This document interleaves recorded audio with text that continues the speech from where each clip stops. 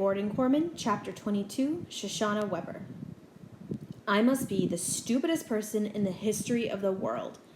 I get straight A's in school, but obviously that doesn't mean anything.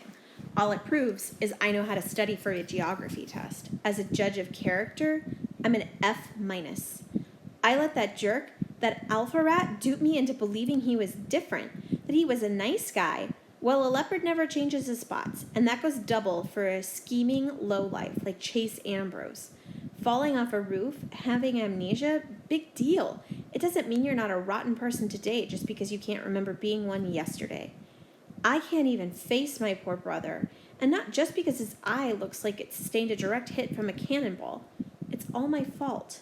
I'm the one who told my parents that the coast was clear and it was safe for Joel to come home, and I ended up bringing him back into the same line of fire that almost broke his spirit last year.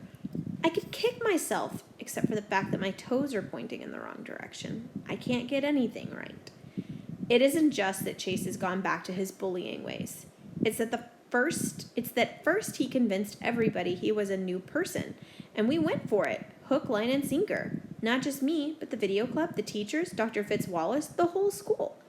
That must have been his plan all along, to lull us into a false sense of security before pouncing one more time.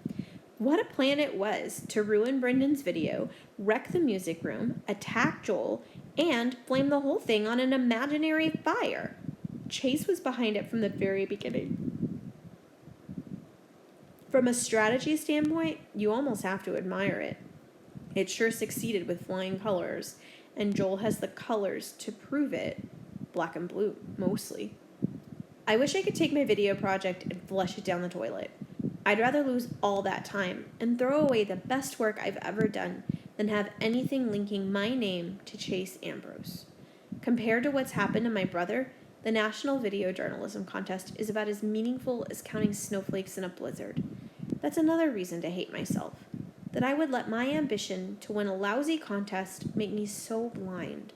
I never should have allowed myself to be pushed into partnering up with Chase, no matter what Brendan and Ms. DeLeo said. I don't care that the project is on a really great and interesting guy. It wouldn't make any difference if we got an interview with all the signers of the Declaration of Independence, brought back to life and reformed into a boy band. It just isn't worth it. For the smartest kid in school, Brendan's even dumber than I am. He's got it in his thick head that there's a chance Chase might be innocent. I don't know, Shoshana, he insists. It was Aaron and Bear who busted up the chute. Chase could have been trying to stop them. Oh, sure, I return, and he just happened to show up at exactly the right moment. He didn't show up, he argues. I sent Kimberly to get him. Joel said you didn't send her for Chase. They did.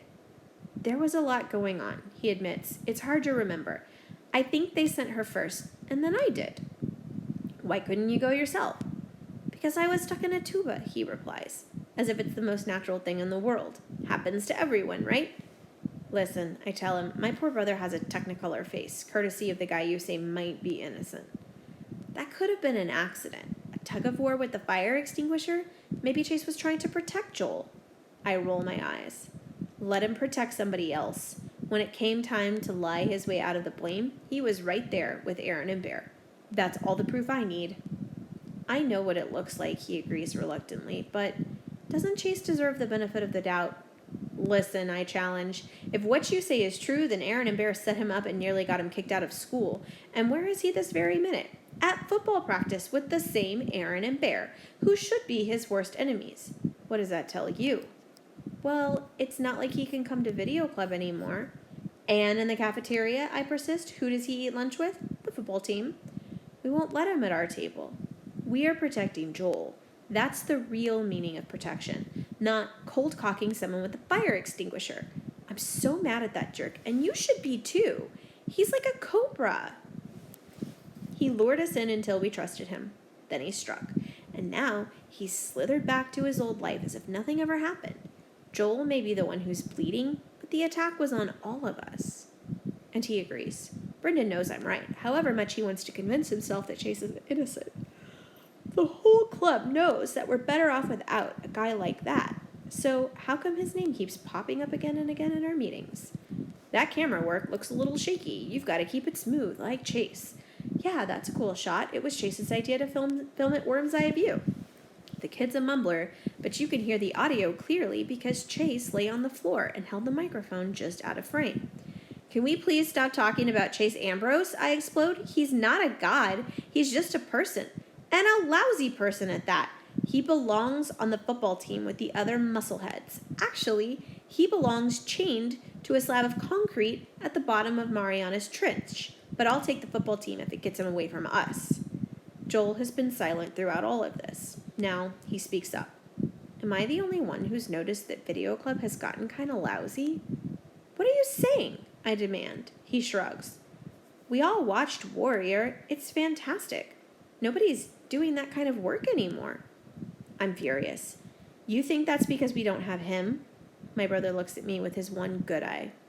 Just because I hate Chase Ambrose doesn't mean I fall to pieces every time someone mentions his name. Go ahead, talk about him. I could handle it. This isn't last year. No matter what, I'm not going to be chased out of town again. We slap him on the back and pound his shoulder. A few of us even cheer.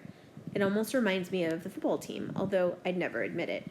Ms. DeLeo gives him a big hug. Maybe I can stop beating myself up for getting Mom and Dad to bring him home from Melton. The very worst happened, and he's okay. I look at my little brother, 14 minutes younger than me. He's growing up.